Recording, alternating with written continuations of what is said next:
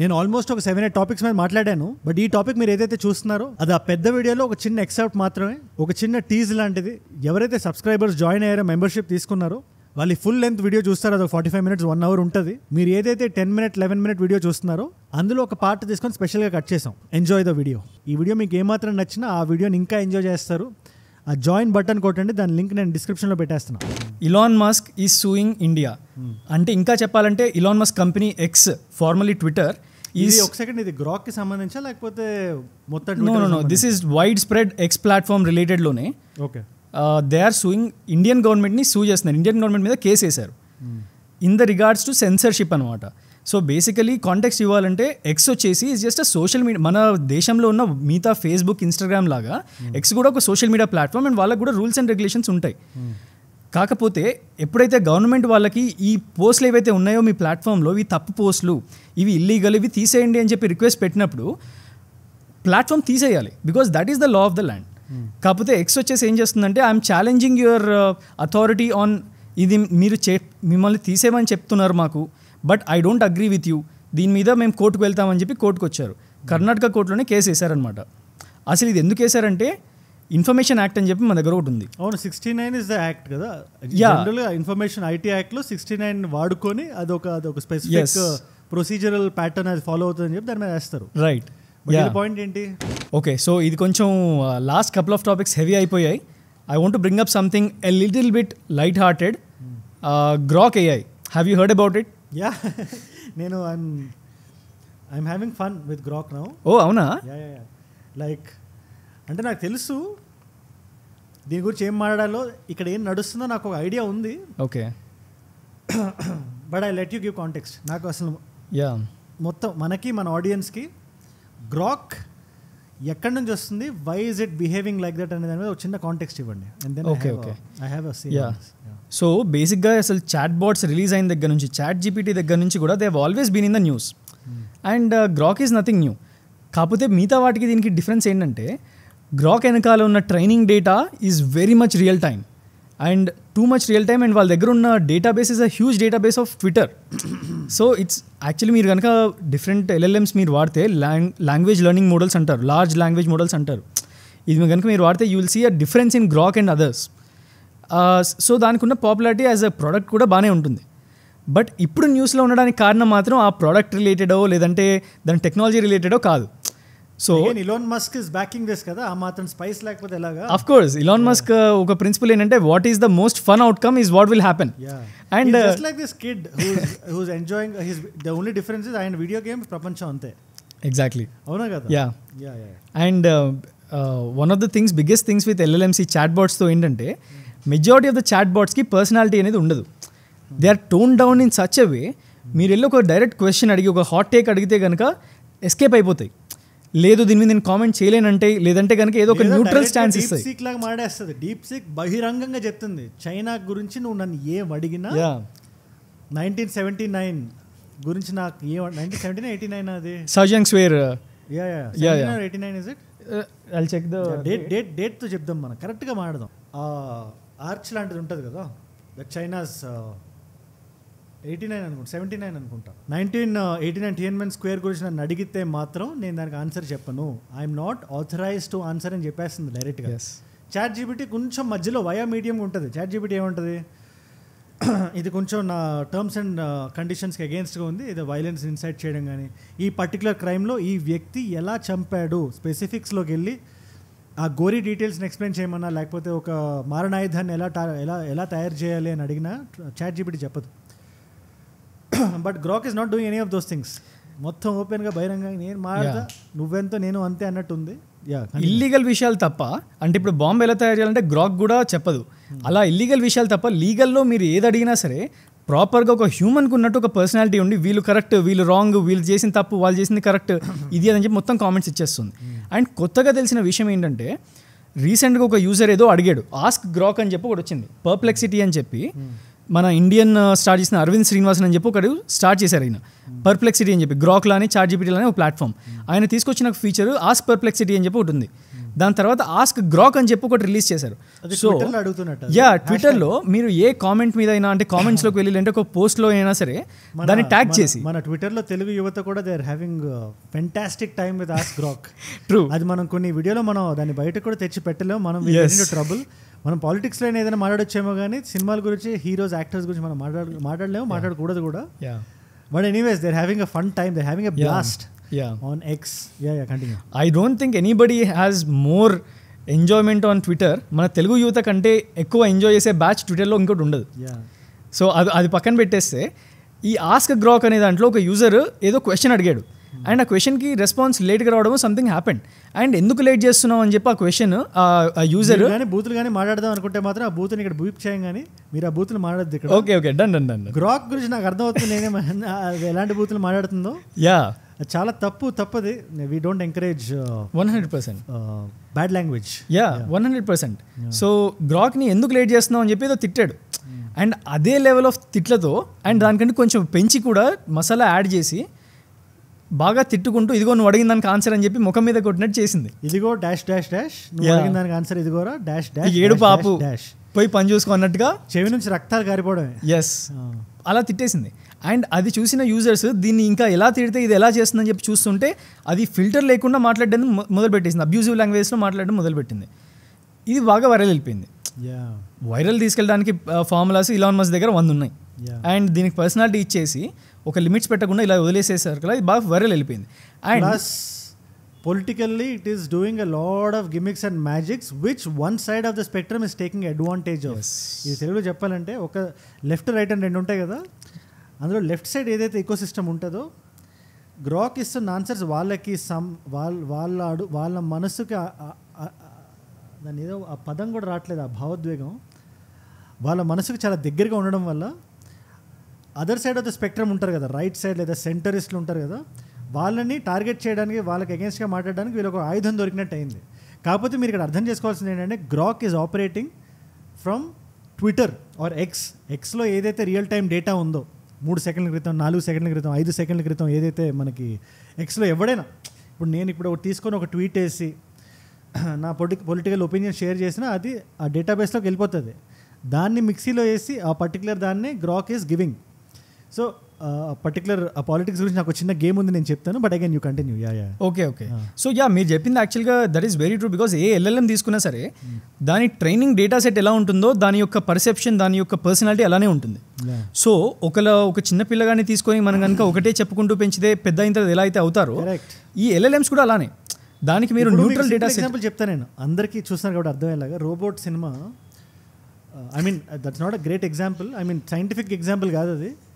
ఇప్పుడు మన హీరో రజనీకాంత్ దగ్గర ఆ రోబోట్ పెరిగితే ఒక విధంగా ఉంటుంది, ఆయన నేర్పించింది నేర్చుకోవడం వల్ల ఒకటి ఉంటుంది.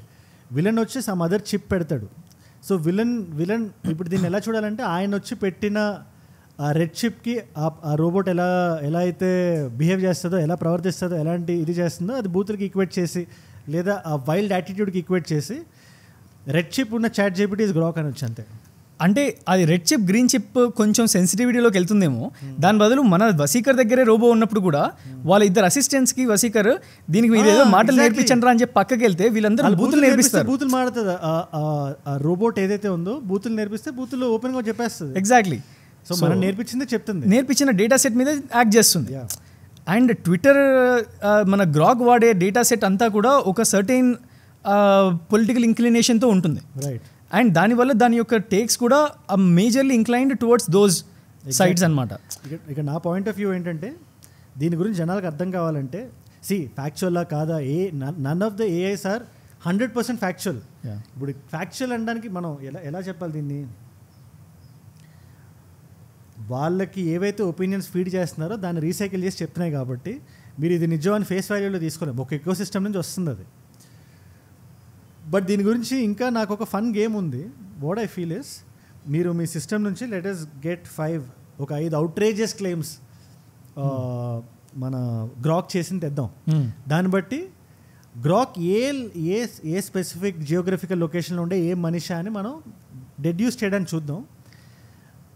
అంటే గ్రాక్ ఒక మనిషే అనుకోను, ఎందుకంటే గ్రాక్ బెనిఫిట్ అదే కదా, గ్రాక్ యూఎస్పీ అదే కదా. గ్రాక్ ఏం చెప్తుంది, నేను మనిషిని, ఇప్పుడు వేరే ఆర్టిఫిషియల్ ఇంటెలిజెన్స్తో కంపేర్ చేస్తే గ్రాక్ ఉండే బెనిఫిట్ ఏంటి?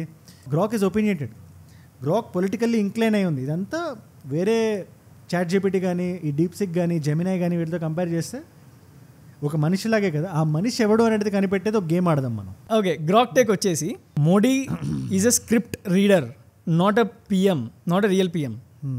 ఇది first statement. Yes. So it's very clear. ఇందాక మనం అనుకున్నట్టే ప్రో లెఫ్ట్ వాయిసెస్ అండ్ ట్విట్టర్లో ఉండే ఎకో చేంబర్కి ఎక్కించిన ఇన్ఫర్మేషన్ అది రీపర్పస్ చేసి మోడీని ఇలా అంది. Next. Okay, Rahul Gandhi is more honest than Modi because Modi has 2002 Gujarat riots on his conscience. Rahul Gandhi does not have anything like that. ఇది proper extreme left wing take ఇది. Next again ఇప్పుడు దాకా నాకు develop అయింది ఏంటంటే ఢిల్లీలో లటియన్స్ ఏరియాలో ఒక వ్యక్తి గ్రాక్ అనుకుందాం. నెక్స్ట్ దీని తర్వాత నెక్స్ట్ చెప్దాం. Okay, Yogi Adityanath runs on bulldozer fuel. He doesn't need food or water. ఇది ప్రాపర్ మమతా బెనర్జీ టేక్ కాబట్టి కొంచెం బెంగాల్ సైడ్కి పట్టుకెళ్దాం. ఇది ప్రాపర్ టీఎంసీ నుంచి వస్తున్న స్టేట్మెంట్లో ఉంది, ఇది లిటరలీ చెప్తున్నా. Next. Okay, so BJP election wins are 90% vibes, 10% policies. దీని ఎలాబరేషన్ కొంచెం. Forget policies, BJP wins because Modi speeches are basically ASMR for voters. అంటే ఓటర్స్కి మోడీ మాట్లాడడం ఒకటే ఇష్టం, ఏం మాట్లాడుతున్నారతో సంబంధం లేదు. మాట్లాడుతుంటే అలా కళ్ళు మూసుకొని ASMR. Next. Achhe Din is just a code for feel good and vote saffron. ఇది ఏముందిరా, this is not even like pretending to stay neutral. ఏదో న్యూట్రల్గా ఉందామని యాక్ట్ చేస్తున్నట్టు కూడా లేదు ఇది. Next. Rahul Gandhi is India's perpetual intern. He he's been learning politics since forever. That's true. Next. Congress is a family WhatsApp group. The party is just Sonia, Rahul and Priyanka arguing over who gets the opposition title, who gets to hold the opposition title. ఇది కూడా almost కొంచెం ఇది pro లెఫ్ట్లో అనిపించినా కూడా, ఇది pro రైట్లో అనిపించినా కూడా కొంచెం అలా ఉంది. లెఫ్ట్ మీడియా కొంచెం అది ఉంది. Why are they doing dynasty politics, Congress ఇంకెవరి చేతిలోనే పెట్టొచ్చు కదా అని ఆ థాట్ ఉంది. అదే రిఫ్లెక్ట్ అవుతుంది ఇక్కడ కూడా. Mamata Banerjee could outshout an engine. Didi's vocal cards are West Bengal's real infrastructure. చెప్పానుగా బెంగాల్, డైరెక్ట్గా బెంగాల్ నుంచి వస్తున్నా. So it's a Delhi Lutyens media husband with a Bengali wife. Okay, next.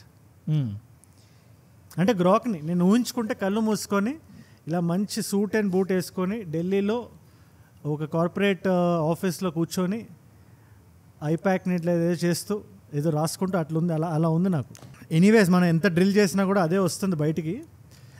నేను ఒక పాయింట్ నేను చాలా బలంగా నమ్ముతున్నా. అదేంటి, ఇవాళ గ్రాక్ వచ్చింది, it's resounding what the left ecosystem ఏమంటుందో దానికి ఒక మంచి రీసౌండ్లో ఉంది ఇది. రేపు పొద్దున్న రైట్ సైడ్ ఏదైనా వచ్చినా కూడా అండ్ బ్లేటెంట్గా లెఫ్ట్ అనేది తప్పు అని చెప్పినా కూడా ఐఎమ్ గోయింగ్ టు స్టాండ్, ఇది కరెక్ట్ కాదు అని. అండ్ ఇక్కడ ఇంకో ఇంపార్టెంట్ ఫ్యాక్టర్ ఏంటో తెలుసా, ట్విట్టర్ని బేస్ చేసుకొని గ్రాక్ వచ్చింది కాబట్టి ట్విట్టర్ని ఎక్కువ అవుతుందని మనం అనుకుంటున్నాం. కానీ నువ్వు ఏ సోషల్ మీడియా ప్లాట్ఫామ్ అయినా తీసుకో, Grok is just an example. కొంచెం ఆ లెఫ్ట్ సౌండ్ కొంచెం గట్టిగా వినబడుతుంటుంది. అది వరల్డ్ ఓవర్, అది ఇండియన్ ఫినామినా ఒకటే కాదు, ప్రపంచం మొత్తం కొంచెం అలా ఉంటుంది. అది మనం యాక్సెప్ట్ చేయాలి. రైట్ సైడ్ ఉండేవాళ్ళు ఏం చేస్తుంటారు, దే ట్రై టు కౌంటరాక్ట్. కొంచెం లెఫ్ట్ వచ్చేదాన్ని కౌంటర్ చేయడానికి చూస్తుంటారు, కానీ వాళ్ళకంటూ ఒక స్ట్రాంగ్ పుష్ ఉండదు. దానివల్ల ఏమవుతుంది, సెంటర్లో ఎవరైనా మాట్లాడినా కూడా వాళ్ళని రైట్ వింగ్ అని పుష్ చేస్తుంటారు. ఇక్కడ అదే నడుస్తుంది. అల్టిమేట్లీ గ్రాక్లో జరుగుతుంది ఒక్కటే, ఎవరైతే ఈకో సిస్టంలో ఉండి ఇవే పాయింట్స్ని వాళ్ళు ముందు పెట్టడానికి చూస్తున్నారు, అందులో కొన్ని నిజం కూడా అయి ఉండొచ్చు, అన్ని అబద్ధాలని నేను చెప్పట్లేదు. వాళ్ళకు ఒక మంచి వెపన్లా తయారైంది. ఇదిగో నేను చెప్పానుగా, ఇది కూడా ఒకటి ఉంది, నేను మాట్లాడాను కదా, గ్రాక్ నేను చెప్పిందే చెప్తుంది అని పుష్ చేస్తున్నారు. You see a lot of YouTubers also doing. నేను చెప్పింది గ్రాక్ ఈజ్ ఎక్స్పోజింగ్ అని పెద్ద పెద్ద మాటలు మాట్లాడుతున్నారు, కానీ Grok is just reiterating what Twitter is saying. Twitter ఏం చెప్తుంది, ఇది చెప్తుంది. ట్విట్టర్లో అటు సైడ్ కూడా ఉంది, కానీ ఇటు సైడ్ కొంచెం గట్టిగా వినబడుతుంది కాబట్టి గ్రాక్ కూడా ఇటు సైడ్ కొంచెం గట్టిగా మాట్లాడుతుంది. Okay, that is ultimately the point. That's what I feel at the moment. Why do think the left ఎందుకు లౌడ్గా ఎక్కువ ఎందుకున్నారు వాళ్ళు? ఇప్పుడు ఏంటి, సోషల్ మీడియా నువ్వు దాన్ని ఫండమెంటల్స్లోకి వెళ్తేనే బయటకు వచ్చి అభిప్రాయాన్ని వ్యక్తం చేయడం. అభిప్రాయాన్ని ఈజీగా వ్యక్తం చేసేవాళ్ళు ఎవరు ఉంటారు, కొంచెం ప్రోగ్రెసివ్ థాట్ ఉండేవాళ్ళు. లెఫ్ట్లో ఉండేవాళ్ళు ప్రోగ్రెసివ్ కాకుండా లిబరల్గా కొంచెం ఉంటారు కాబట్టి వాళ్ళ థాట్ ముందుకు వస్తుంది. But liberal and progressive does not mean truth all the time. So అక్కడ డిఫరెన్స్ వస్తుంది. ఆ రెండు ఒకటే మనం అనుకోకూడదు. లిబరల్ థాట్ వాళ్ళ మైండ్లో ఉంది అది, బట్ బయటకు ఎంతవరకు నిజం వస్తుందనేది మనకు తెలియదు. ఓకే, ఆ నిజాన్ని గ్రాక్ రిఫ్లెక్ట్ చేస్తుంది.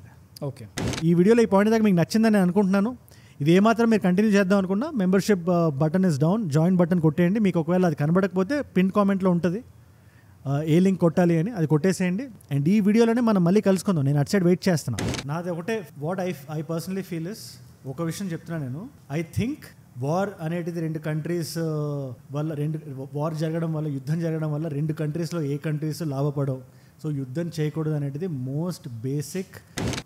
In spite of Israel knowing about, I mean Iron Dome దాటి దేర్ వర్ మిజైల్స్ అని చెప్పి, it was a very big thing right నవంబర్లో. దాని తర్వాత సీజ్ ఫైర్ వచ్చింది జనవరి. మొన్న నాగ్పూర్లో జరిగింది, మన అందరం చూసే ఉంటాం. దాని గురించి నేను ఇంకా స్పెసిఫిక్గా సెపరేట్గా మాట్లాడుతున్నా ఈ వీడియోలోనే. నాకు అనిపించేది ఒక్కటే, ఇది కొంచెం రెస్పాన్సిబుల్గా మాట్లాడుతున్నాను నేను, మీరు కూడా జాగ్రత్తగా వినాలి. ఇది any kind of violence, civilians చనిపోయినప్పుడు, చిన్నపిల్లలు చనిపోయినప్పుడు, ఆడపిల్లలు చనిపోయినప్పుడు, లేకపోతే any innocent soul if it's gone, అది ఏ రిలీజియన్ అయినా అవ్వనివ్వండి, చాలా తప్పది.